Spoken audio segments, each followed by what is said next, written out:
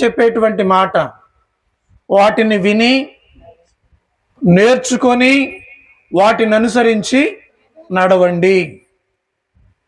నీతి న్యాయములు ఆయన సింహాసనమునకు ఆధారం అన్నట్లుగా సంఘములో మనము నేర్చుకున్నటువంటి ఆయన విధులు, ఆయన యొక్క వాక్యములు విని నేర్చుకొని వాటిని అనుసరించి నడవాలి అని చెప్తూ ఉన్నాడు.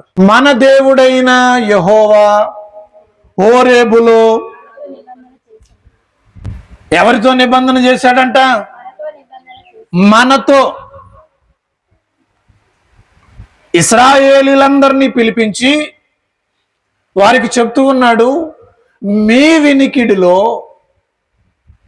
దేవుని యొక్క విధులను విని నేర్చుకొని వాటిని అనుసరించి నడవండి అని హోరేబులో మన దేవుడైన యెహోవా మనతో నిబంధన చేశాను. ఈరోజు సంఘముతో మనతో దేవుడు నిబంధన చేస్తున్నాడు. మనతో, అక్కడ మనతో అని రాయబడి ఉంది, వేరే వాళ్ళతో రాయబడలేదు. ఇశ్రాయేలీలందరినీ పిలిపించారు, అందరూ వచ్చారు. అందరూ వచ్చిన తర్వాత మోషే వారితో చెప్తున్నాడు, ఇవి దేవుని యొక్క విధులు, ఇవి దేవుని యొక్క కట్టడలు, ఇవి దేవుని యొక్క మార్గములు. వీటిని విని నేర్చుకొని వీటిని అనుసరించి నడవండి. వాటిని మన పిల్లలకు నేర్పించండి. మన పిల్లలు వాటిలో నిలబడేటట్లుగా చేయండి అని వాక్యము సెలవిస్తా ఉంది. వ్రాశారు అంటే అక్కడ ఇశ్రాయేలు వినుము. వినట్లేదు. మనం చెడు అలవాట్లు ఉన్న వాళ్ళతో మనము సహవాసము చేస్తే ఆ అలవాట్లు మనకు కూడా వస్తాయి. వినమని వాక్యం చెప్తుంది, నేర్చుకోమని వాక్యం చెప్తుంది. వినమని చెప్పినా నేర్చుకోమని చెప్పినా మనం వినటం లేదు, నేర్చుకోవడం లేదు. సంగమా వినుము. ఎంత పర్ఫెక్ట్గా చేద్దామని, ఎంత పర్ఫెక్ట్గా ఉందామని ఎంత ప్రయాసపడుతున్నాం, ఎంత గట్టిగా వాక్యం చెప్తున్నాం, ఎంత లోతుగా వాక్యాలు చెప్తున్నాం, ఎంత మంచిగా వాక్యాలు చెప్తున్నాం. వింటున్నామా? వినగలుగుతున్నామా? నేర్చుకోగలుగుతున్నామా? చేయగలుగుతున్నామా? నేను నేర్చుకోవాలి, నేను వినాలి, నేను చేయాలి. అది మీకు చెప్పాలి, అది మీరు వినాలి, అది మీరు నేర్చుకోవాలి. ఆ విన్న దాని ప్రకారము, నేర్చుకున్న దాని ప్రకారము మనము సంఘము బిడలు చేయాలి. అందుకనే ఈ వాక్యం అంటా ఉంది, ఇశ్రాయేలు వినుము, మన దేవుడు అద్వితీయుడు. మన దేవుడు అద్వితీయుడు అనేటువంటి మాట నమ్మితే, ఆ నమ్మకము మనకుంటే అద్వితీయ దేవుడిని ఆదివారము వదిలిపెట్టవు. మన దేవుడు అద్వితీయుడు. ఈ అద్వితీయుడైనటువంటి దేవుణ్ణి ఒక 500 కూలి కొరకు, ఒక 1000 రూపాయల కూలి కొరకు, ఒక 1500 కూలి కొరకు, ఒక 2000 కూలి కొరకు నువ్వు వదిలిపెడుతున్నావు. ఈ 3 నాళ్ళ ముచ్చట కోసము నువ్వు మన అద్వితీయుడైనటువంటి దేవుణ్ణి విడిచిపెట్టి ఆ సంతోషం కోసం వెళ్తున్నావు. మన దేవుడు అద్వితీయుడు. ఆయన స్వరూపము, ఆయన పోలిక ధరించుకున్నటువంటి మనము ఆ అద్వితీయుడైనటువంటి దేవుణ్ణి విడిచిపెట్టి వెళుతూ ఉన్నాం. నేడు నేను నీకు ఆజ్ఞాపించు ఈ మాటలు నీ హృదయంలో ఉంచుకోవాలన్నది. నీవు నీ కుమారులకు వాటిని అభ్యసింపచేసి, నీ కుమారులకు వాటిని అభ్యసింపచేసి అంటే ఏంటిదని అర్థం? అయ్యా, మన దేవుడు అద్వితీయుడగు దేవుడు, మన దేవుడు సర్వోన్నతుడగు దేవుడు. నీవు దేవుణ్ణి విడిచిపెట్టి వెళ్ళొద్దు, నీవు కూడా నేర్చుకోవాలి, నీవు కూడా చేయాలి అని మనము మన కుమారులకు నేర్పించాలట. ఎక్కడ నేర్పిస్తున్నాం ఒకసారి ఆలోచించండి. మనము మన కుమారులకు నేర్పించాలి, మన యొక్క బిడ్డలకు నేర్పించాలి అని చెబుతూ వాక్యము ఉంటే మనం ఏమంటామంటే, అయ్యా నా కుమారుడికి ఖాళీ లేదు, నా కుమారుడికి కుదరదు, నా కుమారుడు బిజీ. ఏం బిజీ? బిజీ. అన్నిటికీ సమయం ఉంటుంది కానీ అద్వితీయుడైనటువంటి దేవుని ఆరాధించే సమయము ఉండదు. ఇక్కడేమో నీ కుమారులకు వాటిని అభ్యసింప చేసి నీ ఇంట కూర్చుండున్నప్పుడు, త్రోవను నడుచుచున్నప్పుడు, పండుకొనున్నప్పుడును, లేచినప్పుడు వాటిని గురించి మాత్రమే మాట్లాడాలి. దేని గురించి మాట్లాడాలట? వాటిని గురించే మాట్లాడాలి. ఇశ్రాయేలు వినుము అని మోషే చెబుతూ ఉన్నాడు. మరి అది మనము వినాలా వద్దా?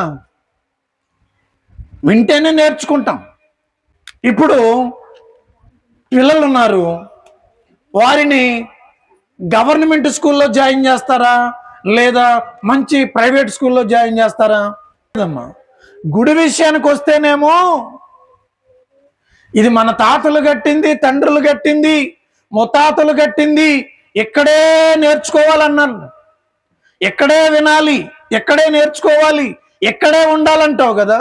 మరి బడి విషయానికి వస్తే నువ్వు ఎదురు ₹1,00,000 ఫీజు కట్టి, డొనేషన్ కట్టి నీ పిల్లోడిని ప్రైవేట్ స్కూల్లో నేర్పించడానికి, ప్రైవేట్ స్కూల్లో నేర్చుకోవడానికి పంపిస్తావు.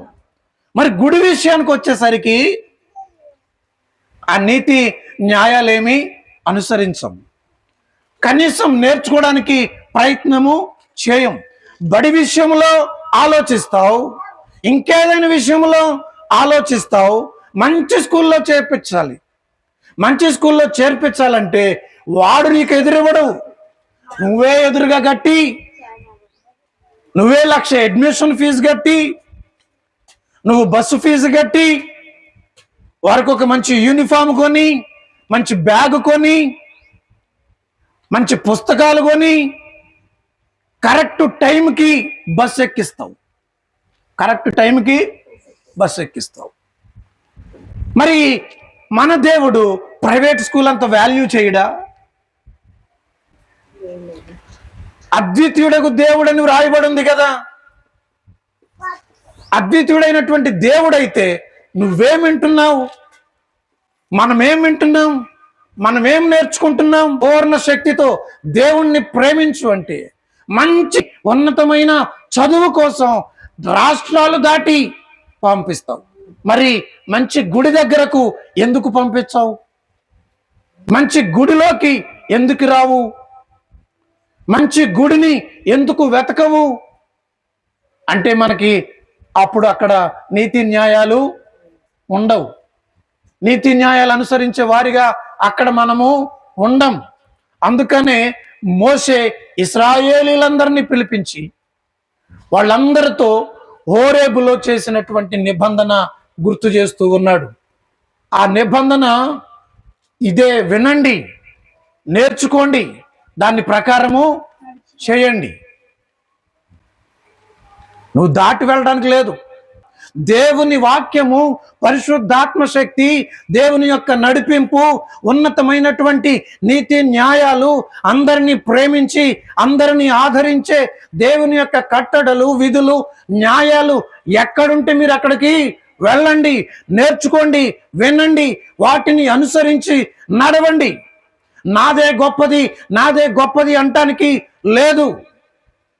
అవి ఖండితంగా ఎక్కడ చెప్తారో, అవి ఖండితంగా ఎక్కడ బోధిస్తారో, అవి ఖండితంగా ఎక్కడ నిర్వహించబడతాయో అక్కడ మీరు వెళ్ళి నేర్చుకోవచ్చు, అక్కడికి మీరు వెళ్ళి వినొచ్చు, దాని ప్రకారం మీరు నడవవచ్చు. నువ్వు మంచి స్కూల్ కోసం ఆలోచిస్తున్నావు, మంచి గుడి కోసం ఆలోచించవా? మంచి టీచర్ కోసం ఆలోచిస్తున్నావు, మంచి సేవకుడి కోసం ఆలోచించవా?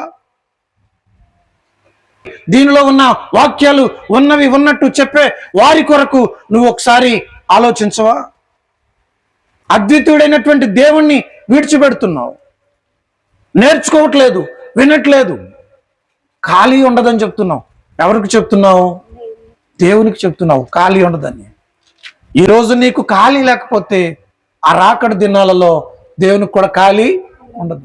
నీ మాట వినే ఖాళీ దేవుడికి ఉండదు. నిన్ను చూసే ఖాళీ దేవుడికి ఉండదు. చాలా హ్యాపీగా ఉన్నాం, చాలా హ్యాపీగా ఉన్నాం. ఎంత సంతోషంగా, ఎంత హ్యాపీగా ఉన్నామంటే అంత హ్యాపీగా ఉన్నాం. ఇజ్రాయేల్ దేశం అంత హ్యాపీగా లేదు. ఈ రోజుకి యుద్ధం జరుగుతూనే ఉంది. మనమైతే హ్యాపీగా ఉన్నాం.